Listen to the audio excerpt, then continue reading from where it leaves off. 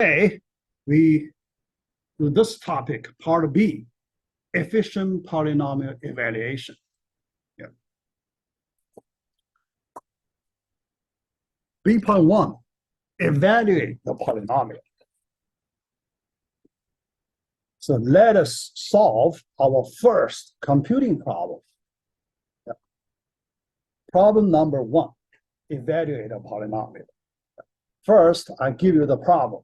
I describe what problem we need to solve. Okay. Given a polynomial, so it's a standard polynomial. Yeah. All right. Yeah. Yeah. So yeah, written in this way, standard polynomial. Yeah. Here, the polynomial degree n. The coefficients a0, a1 through an. Yeah. So we store the coefficients in an array. Then we have a variable. X is the variable. When we have the value of x, then we can find the value of this polynomial. So the goal, we need to find the value for this polynomial. Efficiently. So the most important thing, we need to evaluate efficiently. That means if you only find the correct answer, that's not enough. Because most of us can find the correct value easily. The issue is, can you do it efficiently? What do you mean efficiently? Here, very fast. Yeah. You should do it as fast as possible. Can you find a way to do it in the fastest possible way? That's the most important thing. Yeah. So let's try to solve this problem. All right.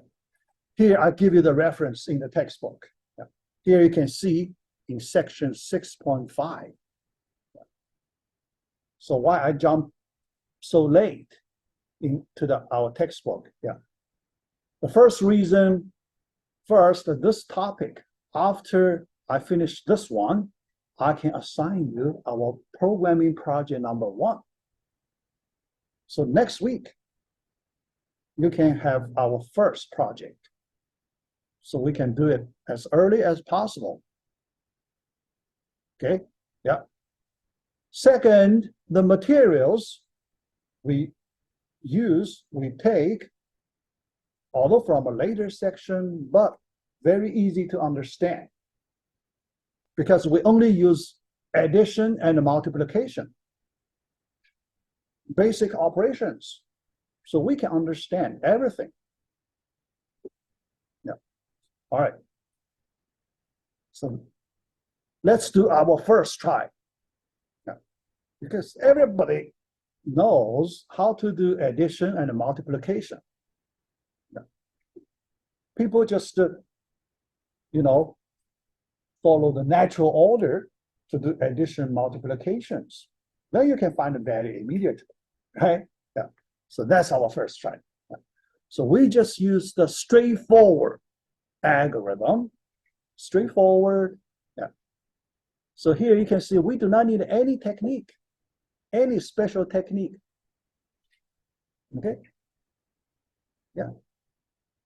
Because at this point, we do not know many techniques.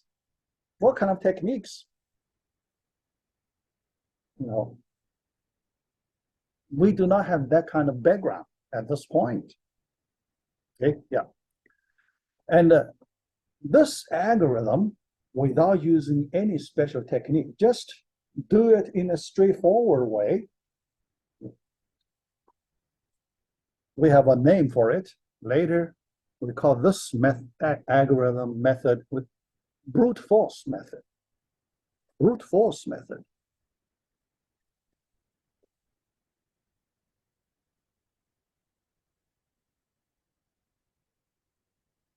So our first method here, we apply this brute force method. Yep. The simplest possible method. Everybody can apply it without any special background. Just use our simplest knowledge that everyone has. You can solve this problem. Yeah. All right. So let's do the work. First, let's work on each term for multiplications.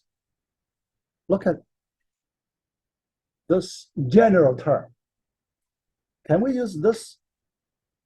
First, we have one coefficient number, a sub k. That's the coefficient number. Second, x to the power of k. So that one, we can call it monomial. Monomial, yeah, not polynomial, so single term. So this term, so it corresponds to a monomial.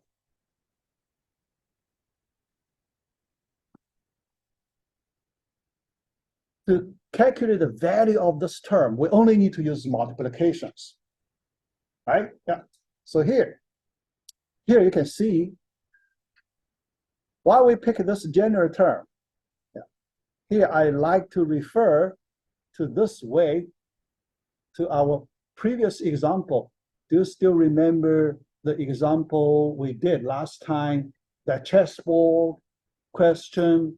When we count the number of squares, we consider k by k size, right? Look at, for the k by k size, how many squares do we have? We look at that. Think about similarity with that way.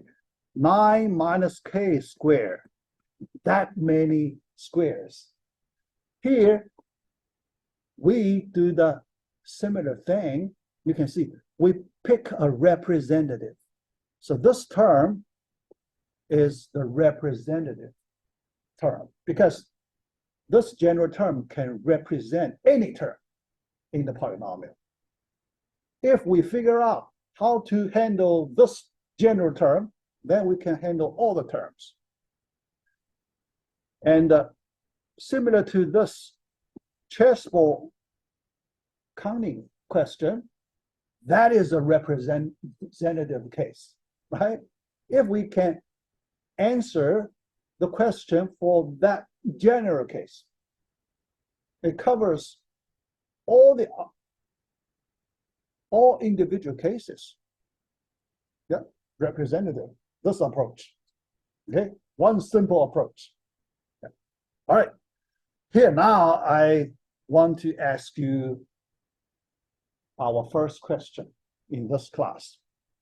Can you tell me how many multiplications do we need to calculate this term using the straightforward method? One by one. You do multiplication one by one. How many you need?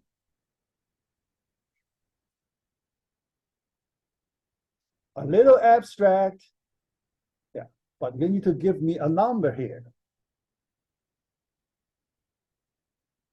In terms of k, in terms of k. Close, yeah. First, the right direction. But the question is, you said k plus 1. K, is it possible k? K plus 1, very close. Yeah. In order to fix that detail, here, first, here I treat you, it's a guess. Okay, here I treat that it's a guess, that number. But if your guess is correct, we need to verify it. All right, now to do the verification, here we apply our simple strategy, our first simple strategy. Oh, sorry, the simple strategy, yeah, just a minute, yeah. Simple strategy. So let me write here. Yeah. So because I didn't show you. Okay. The simple strategy. Try the simplest cases. Try a few simplest cases here. All right. When k equals 1,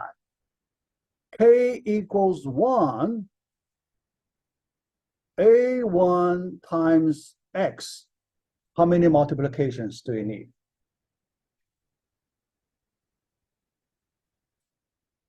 Simple. How many? A1 times k. How many? Yeah, do not use k this time. Yeah, because we already say a equals 1. All right, just tell me 1. All right, 1. So your k always correct. Okay, the answer is 1. All right, then k equals 2, a2 times x squared. How many?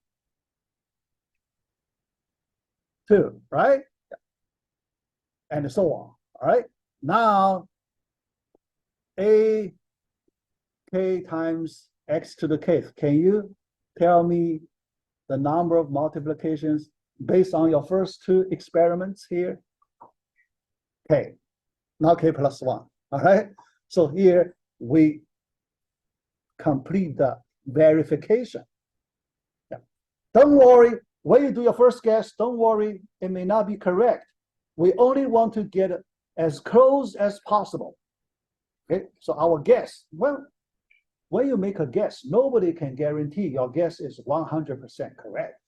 Okay, we just want our guess as close as possible. But after that, we need to do the verification. We need to do some simple experiments like we're doing here. So you, after your experiments, then you come back, look at your guess, and fix it. If there is some error, then you fix it. So the answer is k multiplications.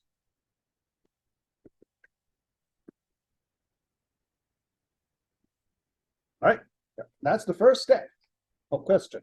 So are we not counting A0 when we do our multiplications? Wouldn't that make like k was 1? Wouldn't that be 2? Like, yeah. All right, good question. Yeah, A0, the first term, A0, we do not need to do multiplication, right? Although A0 times 1, here, officially, A0 times x to the 0th power, right? Officially, x to the 0, that's 1. So A0, but we do not need to do it, right? If we can save one multiplication, we want to save, we like to save, right? So we count the zero number of multiplications. Number of multiplications, 0. Okay? Yeah, 0 corresponds to the subscript 0, same number. Another question? Yeah.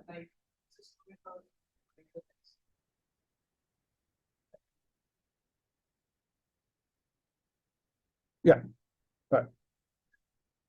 X squared, right? Okay. Right. Yeah, 2. Yeah. So right here, 2 multiplications. X squared is right as multiple of X squared in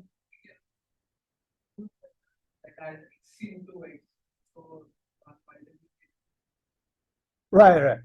Yeah. X squared, 1 multiplication, but you need to multiply the coefficient. Another one, number 2. Yeah. All right. Yeah.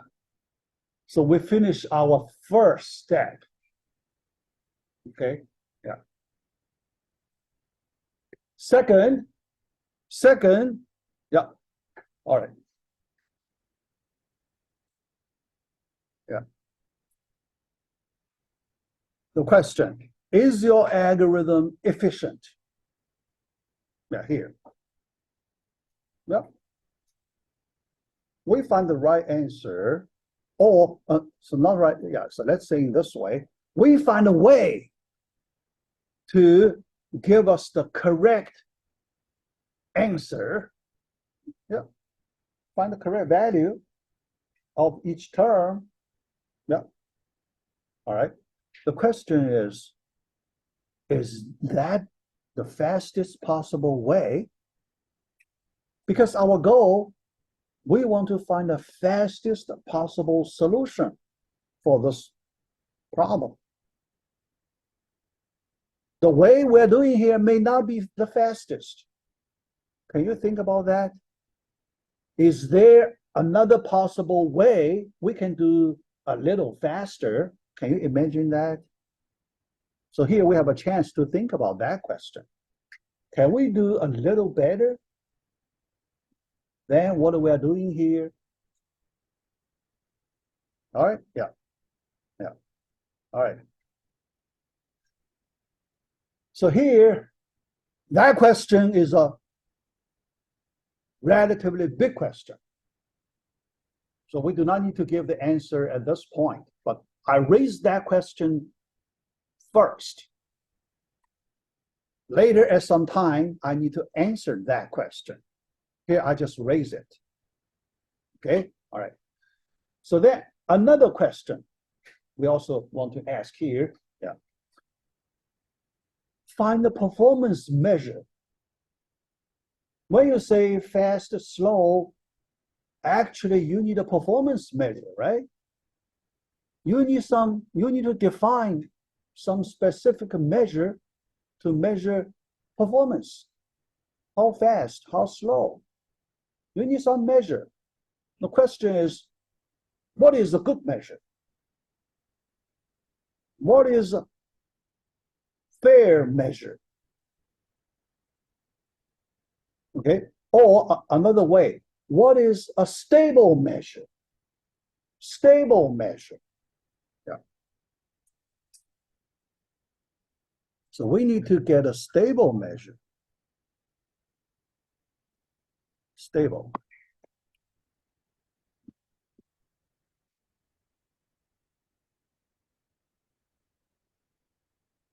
Okay. What do you mean stable measure? Here you can imagine the first straightforward measure is the response time, right?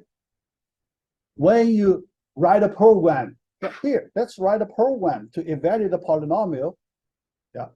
So then we need to run it. When we run this program in our computer, we can look at the response time. That's our first performance measure. First performance measure. But that measure here we treat it's not stable. It's not stable. Why I say not stable? Because it relies on hardware, computers. Because when you run your program on different computers, the response time could be different. Think about that. On supercomputers, on some very old computer, the response time could be different. So we treat that measure is not stable. Here we want to find a stable one. No matter you run on a supercomputer or ordinary, old computer, you get a same measure number, same performance measure number. No difference. That kind of stable measure, we need that. Yeah, think about that. Yeah. Our requirement. Yeah. Okay, all right. Another question, are we satisfied with the solution? At this point, that's the only solution we have, right? Because we do not know the second solution. If we have no second choice, that's the only one we can take, right?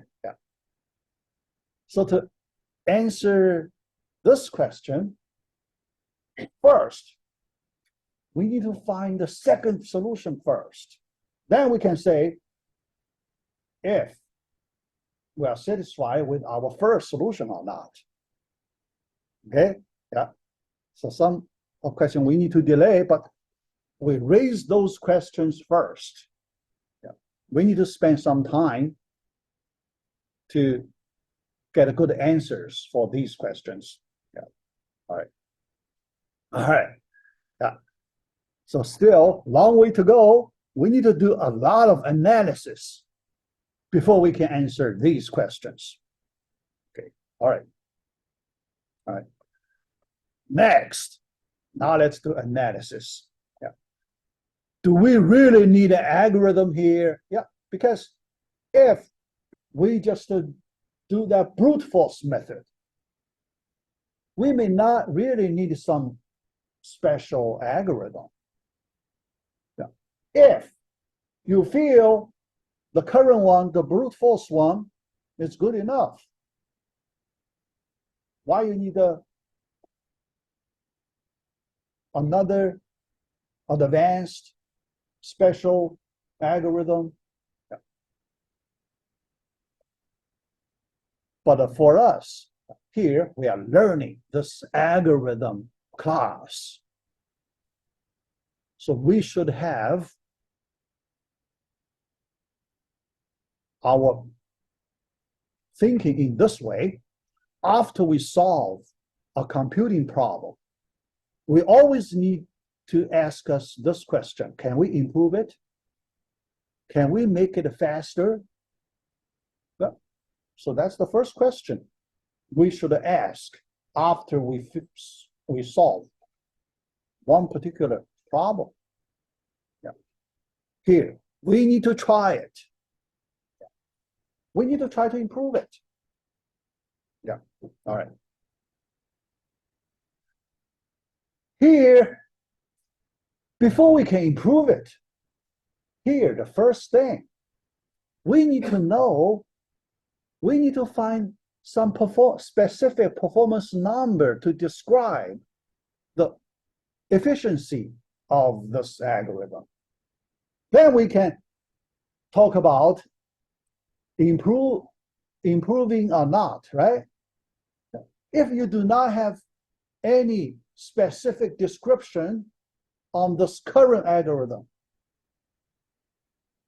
how do you talk about improvement or not, right? So we should get our performance measure number first. Then we can look at if we can improve it. So our performance measure question comes out. How do we measure our performance? Yeah. All right, so here we know we only do additions and multiplications, these two operations. And we want to use a better measure than that response time. It's unstable, so we want to have a stable measure. That stable measure does not rely on different hardware, or other factors. Yeah. Programmers' experience, that's also another factor. Think about, even when you implement the same algorithm for an experienced programmer and for a beginner programmer, they may implement in different ways. And the performance could be different, right? Yeah, so that's another factor, making the response time unstable. Here, we want our measure does not rely on those factors. Yeah. Okay. Yeah. Here, there is one way we can get this stable measure. How about counting number of operations? Counting number of operations. number of additions, number of multiplication, it does not rely on hardware, right? Yeah. You run on any machine, you need to do the same number of operations, right? Yeah. Also, for programmers with different background, you also need to do the same number of operations, right? Yeah. So here we take this approach, this objective approach. Yeah. All right.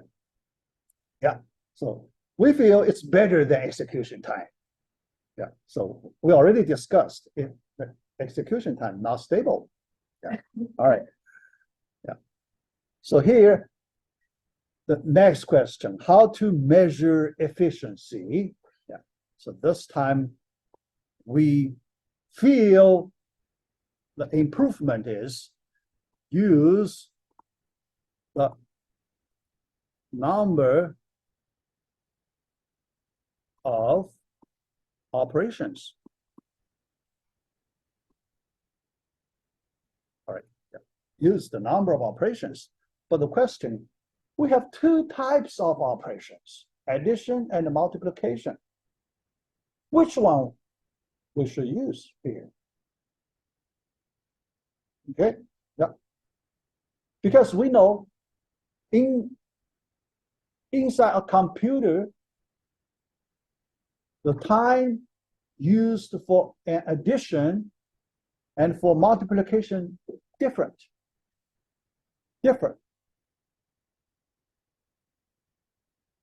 So when you want to use number of operations, which one you should use?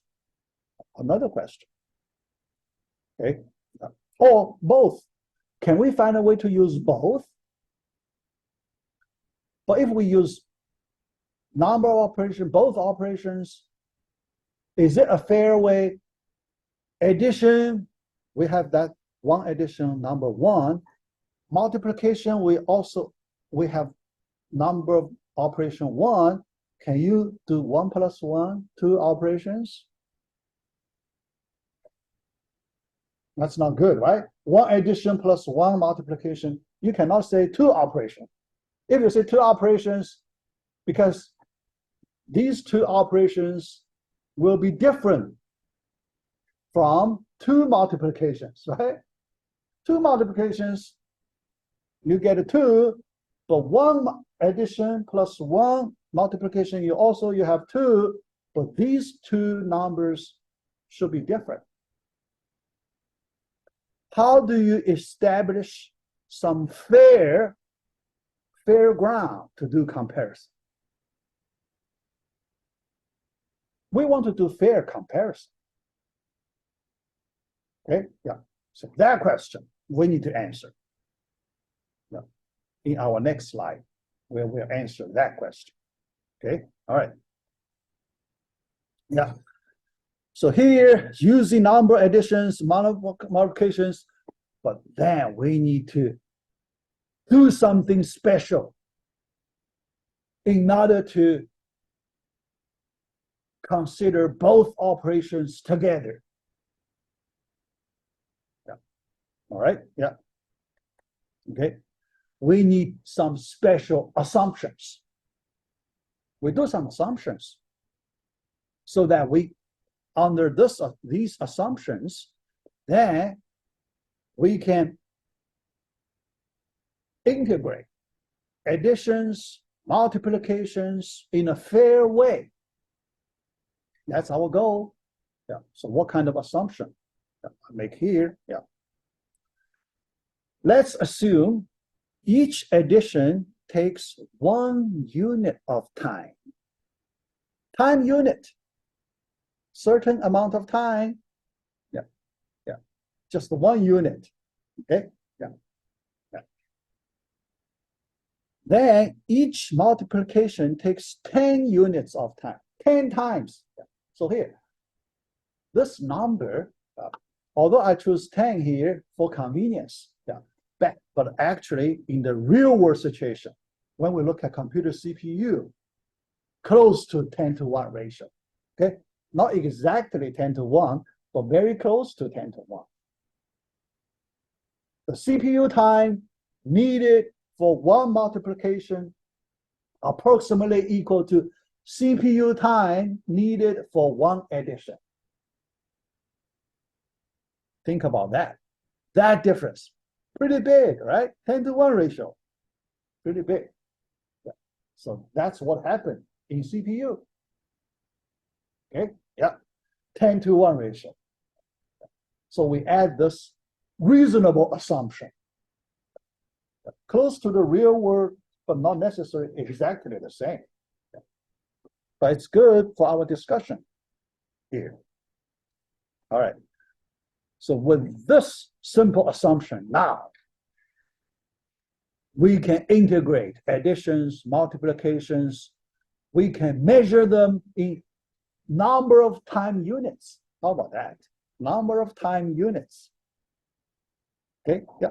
So now we get a stable measure, yeah. And it's a fair measure, right? Also a fair measure. Okay, yeah. All right.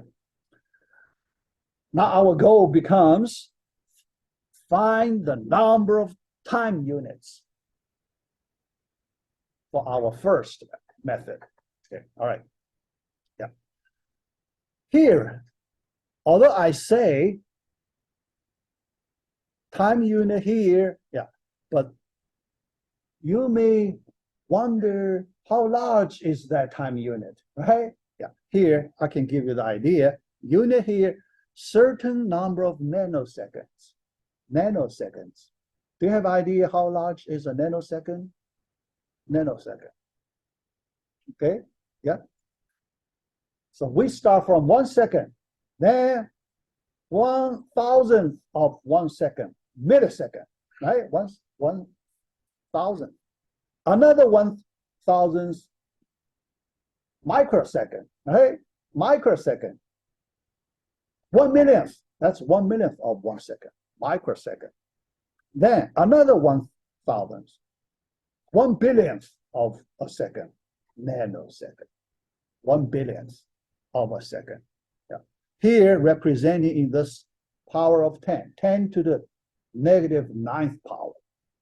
That's the nanosecond. Yeah.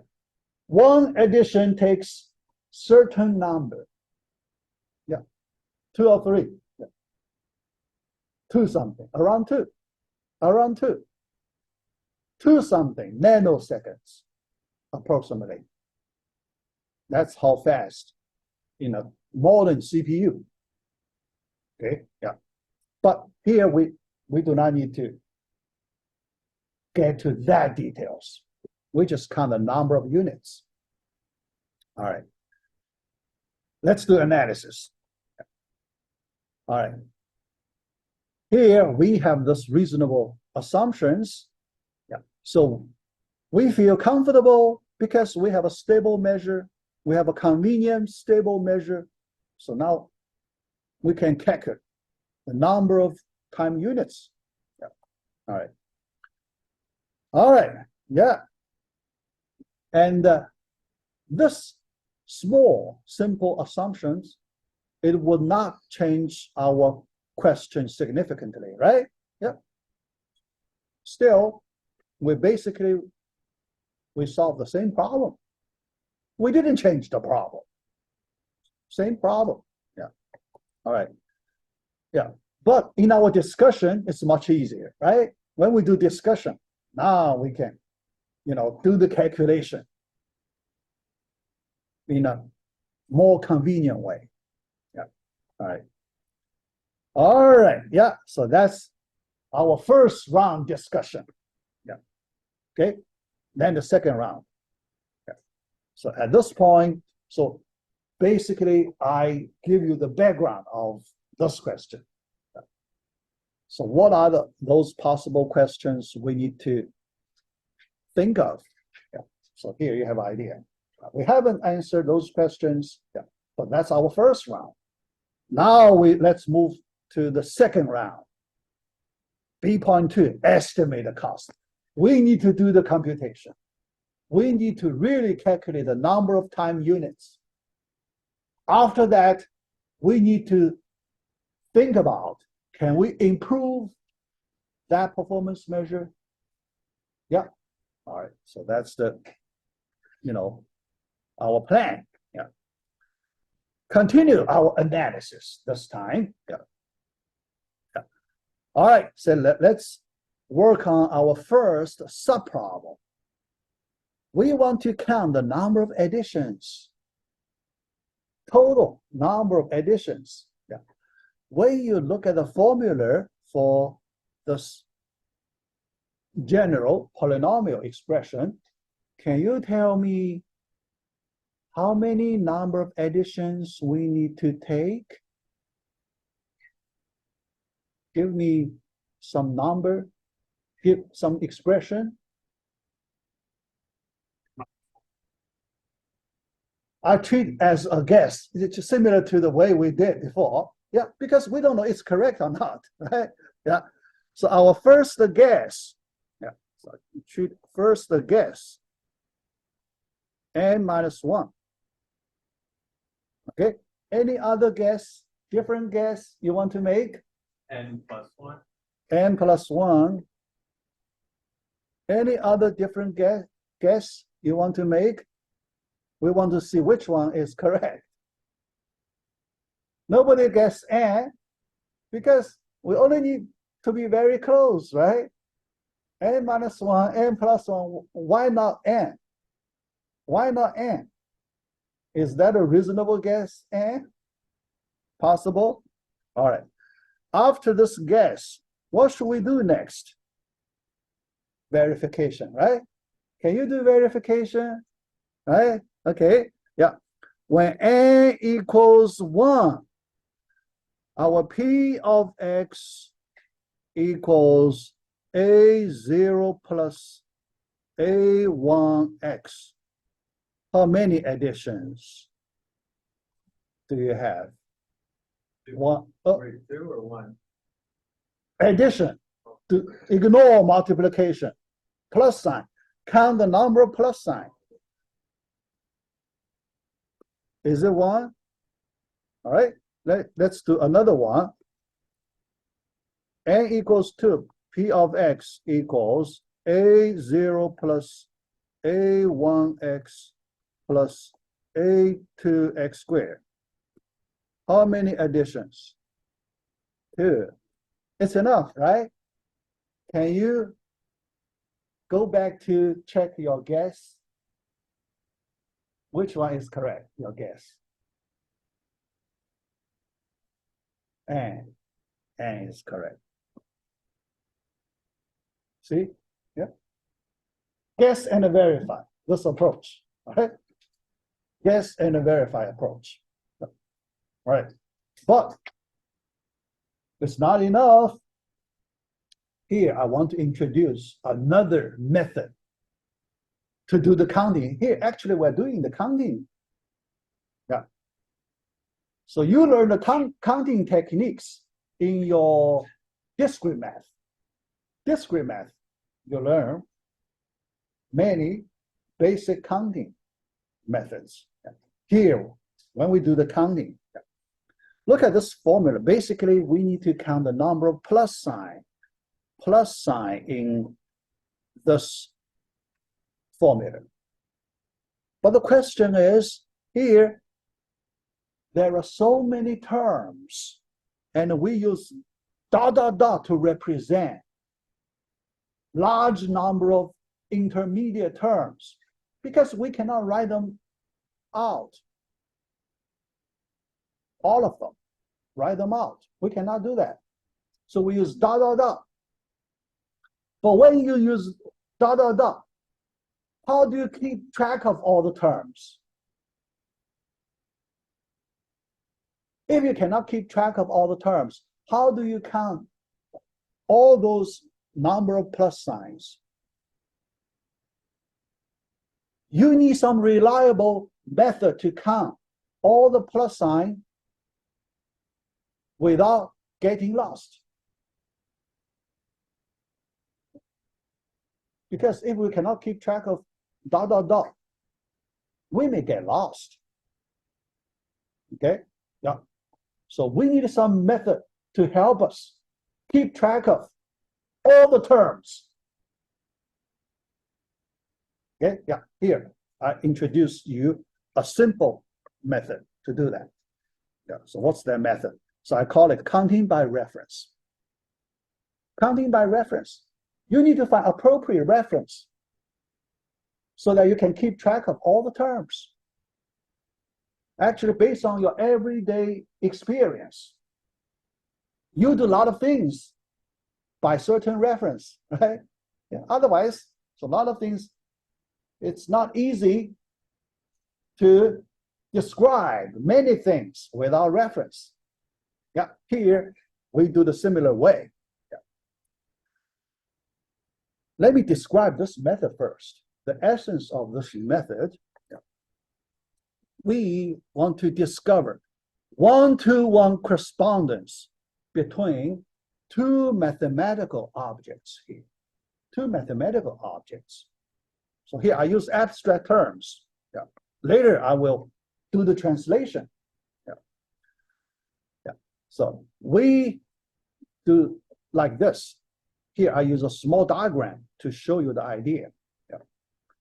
We have object 1, object 2, and we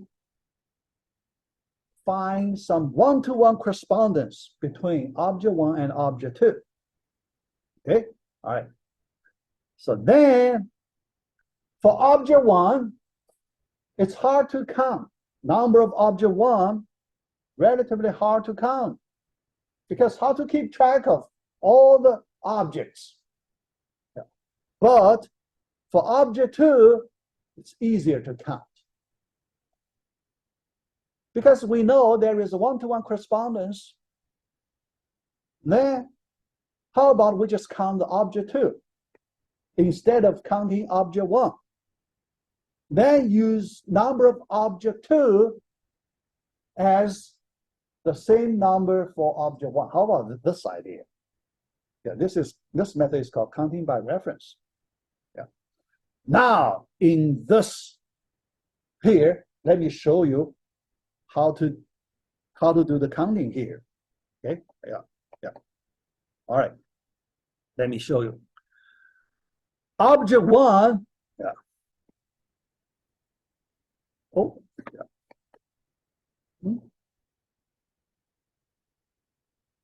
Yeah, yeah. Plus sign. So bad. Yeah, plus sign. Okay, yeah, plus sign. All right. And hard to count. Object 2. Can we associate plus sign for another different mathematical object? Here, the first plus sign I associate with the subscript of first A1 coefficient, subscript 1. Okay. The second plus sign I associate A2, the subscript of A2 coefficient, and so on. The last plus sign I associate with the subscript of AN coefficient. Okay, yeah. So now I have object number 2. Yeah, let me say AK. Oh, what's wrong? Yeah,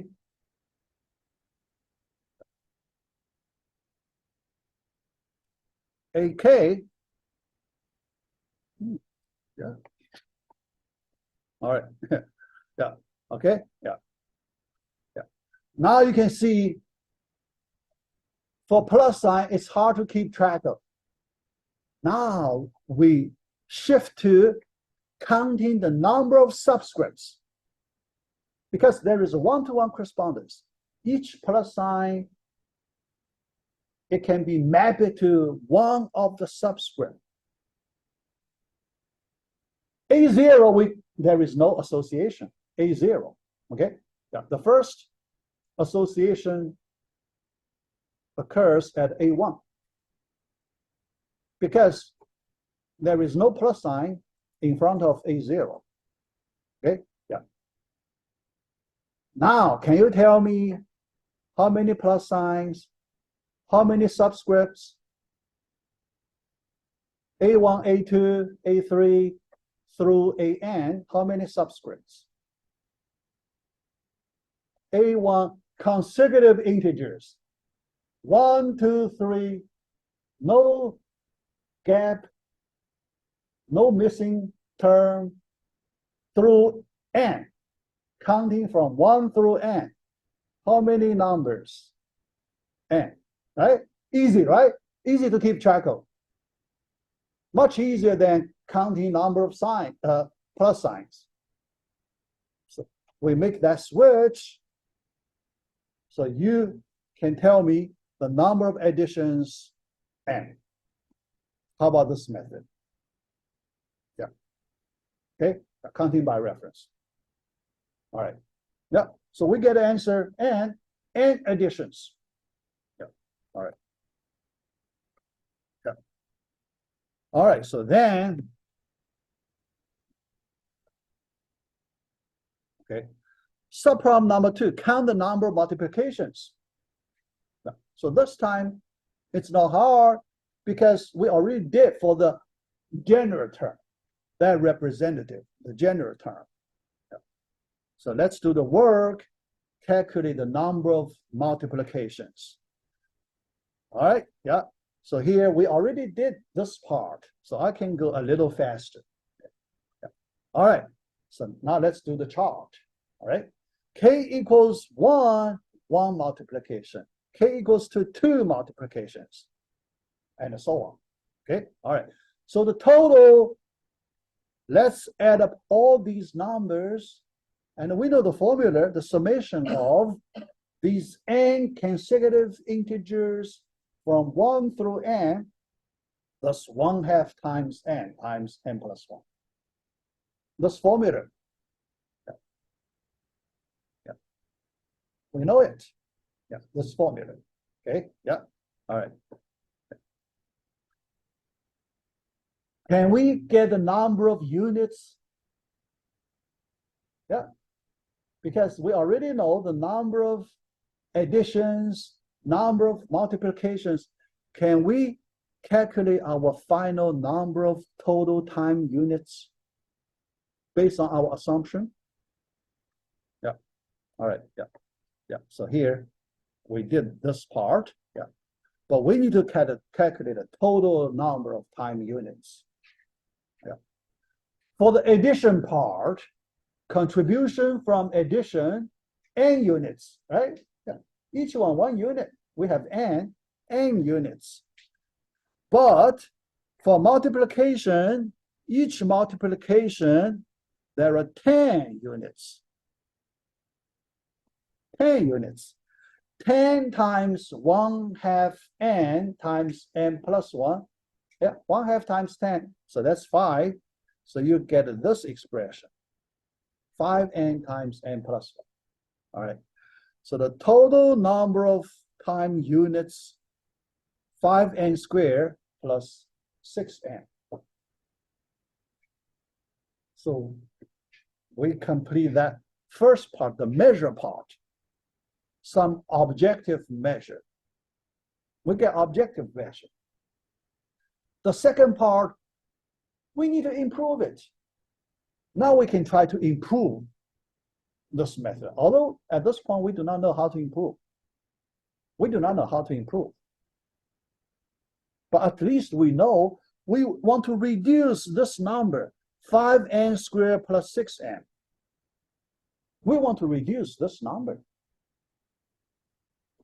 Okay, so the goal of our next round, we try to reduce this number significantly. Yeah. So, all right. So, yeah. How to do it? Yeah. All right. Yeah. Improvement strategy. Yeah. How to improve it? Yeah. Let's do some observation here. Because at this point, we don't have any idea.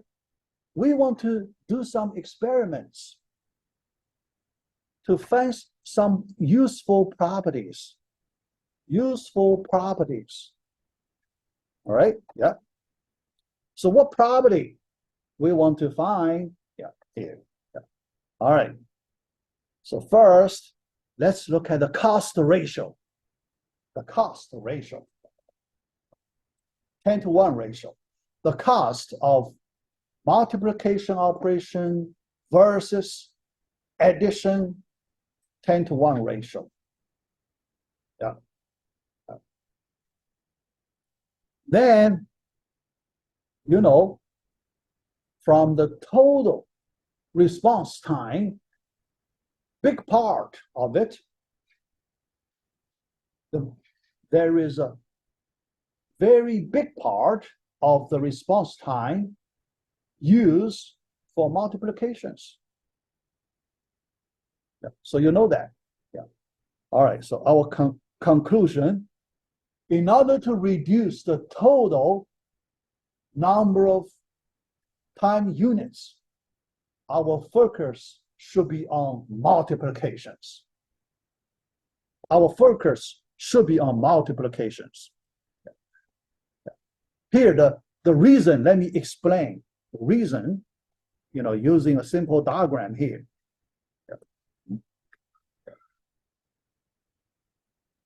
Simple diagram here. So,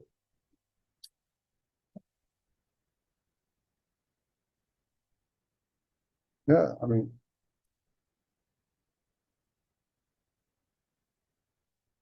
all right, yeah. So I draw this big circle represent total number of time units. Yeah. And other than this small portion, the big part, the remaining big part,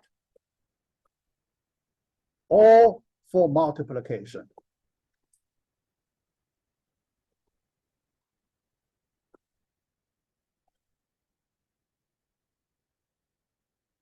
Yeah, to right.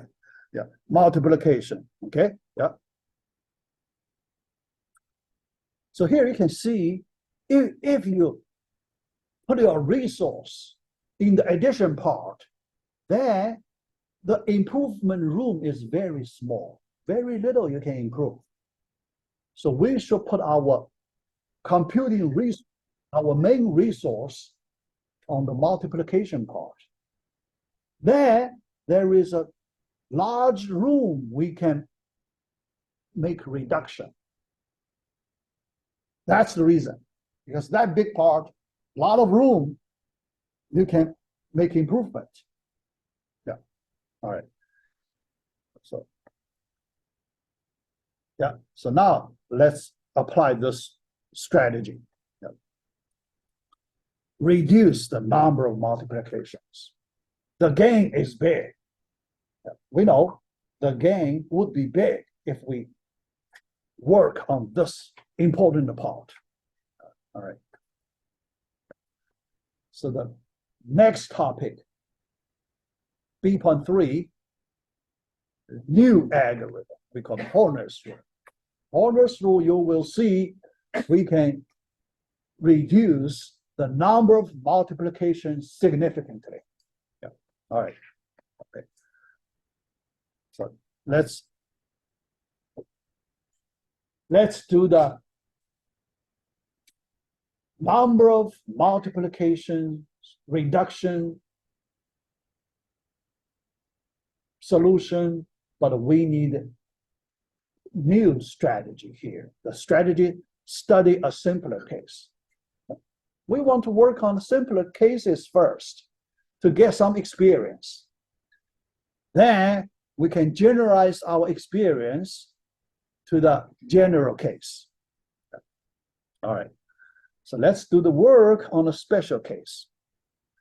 Consider n equals 2 and see how much we can do when n equals 2. All right. Look at P2. P2 equals A0 plus A1x plus A2x squared. Yeah. All right. In order to reduce the number of multiplications, can you tell me how many multiplications here?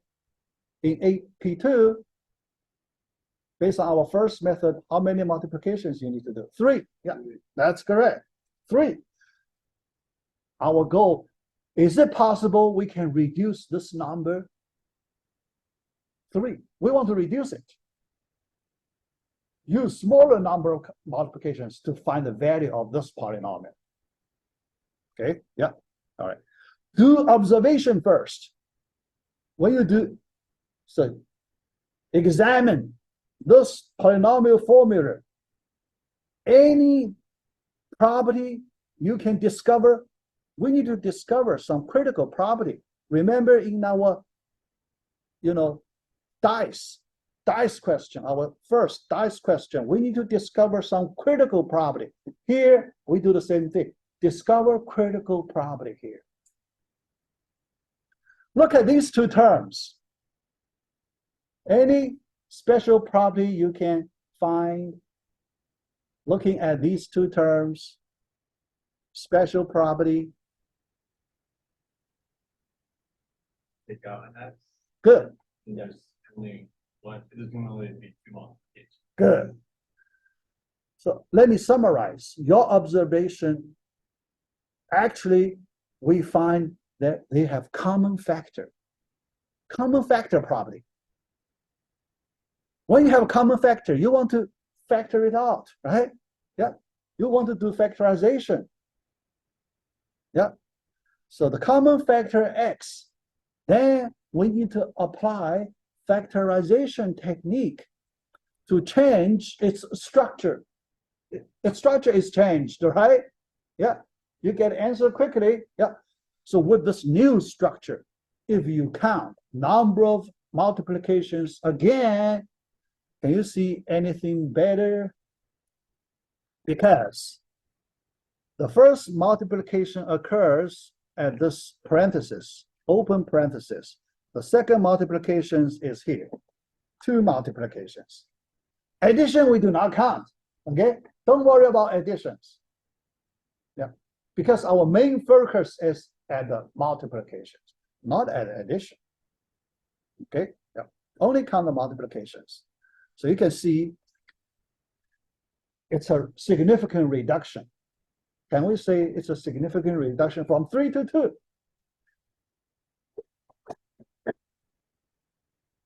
So, good result. Yeah. By factorization, our gain is from 3 to 2. Our first try, we get this improvement. All right. All right. All right. Then we want to generalize to the general N, but before we do that, we may like to do another one. Try to, get a better understanding when N equals 3. So we get a P3 polynomial. All right, so this time, can we do the similar thing? All right, yeah. This time, we do factorization, but our factorization should cover as many terms as possible. Okay, so other than the first one, we just take away the first term. The remaining 3 terms, they have common factor, right? So we can do factorization. Yeah, so here, we want to cover as many terms as possible. All right. Then we do our first factorization like this. How about that? Yeah, first factorization. But inside the parentheses, what do you see inside the parentheses?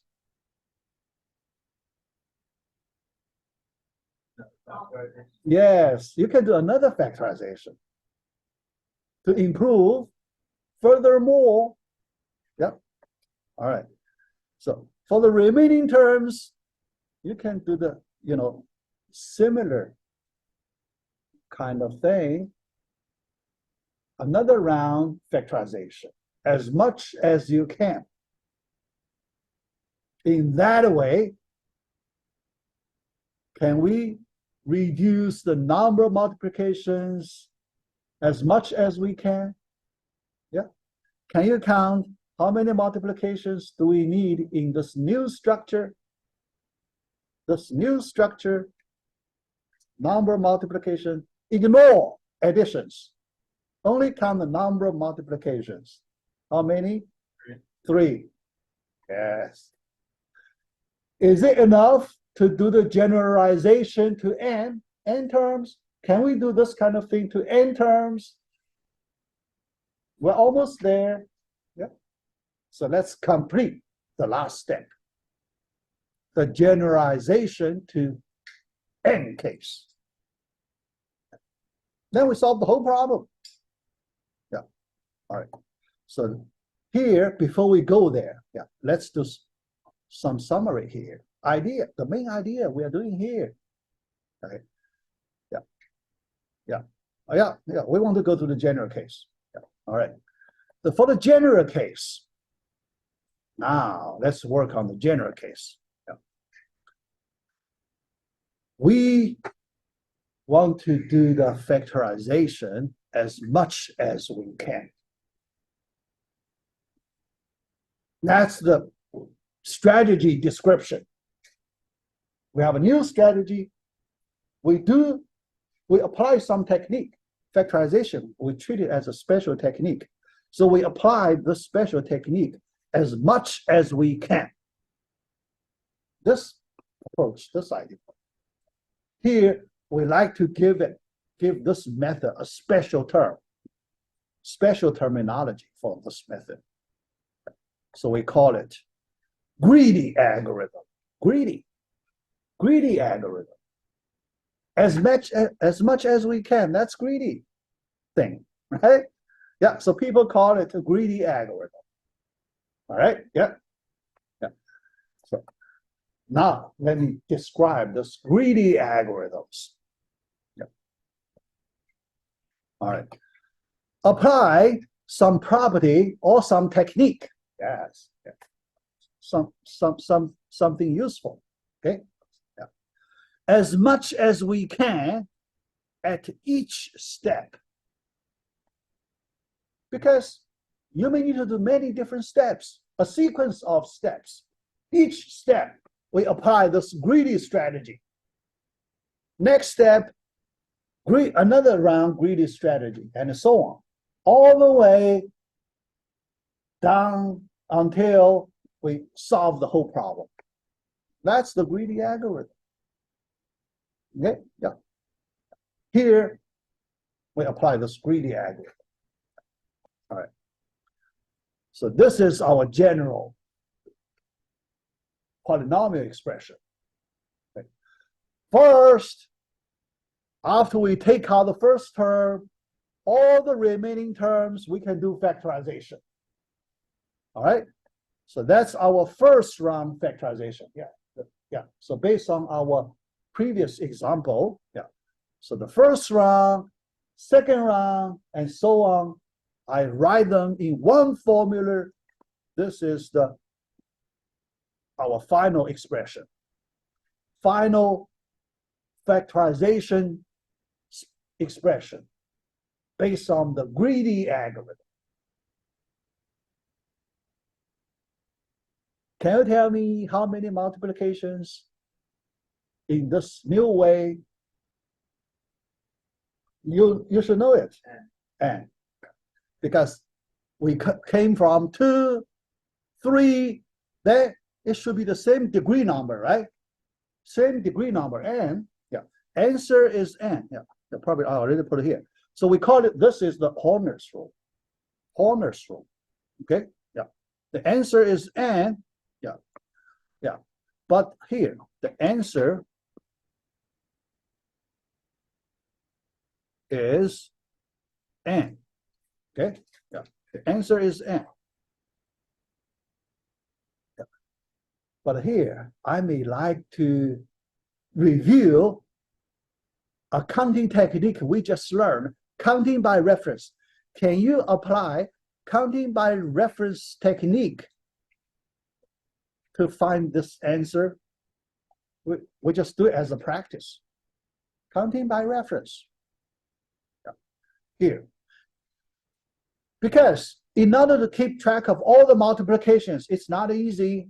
Yeah, because you see this dot thing, it's hard to keep track of all the multiplications with the dot thing. Yeah.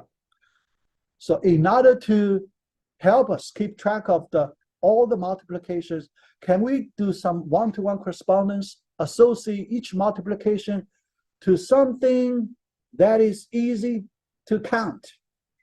Yeah. The first multiplication, can we associate with the first subscript A1 of that parenthesis, associate with A1, the subscript. The second multiplication, can we associate with A2, the subscript? Okay. Any multiplication, can we associate with its, the closest coefficient, the subscript of the closest coefficient? Yeah. But the last multiplication here, we just associate with the last subscript. How about that? AN. Here, we just, we look from here. All right.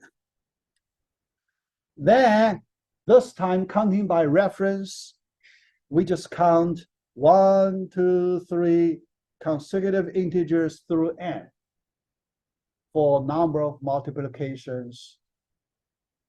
We get n. Okay, yeah. So we, as a practice. All right, so we finish this topic. And our first project, we will do comparisons. We will implement two algorithms, brute force one, Horner's rule, and we want to compare how much difference between these two algorithms. All right, yeah, so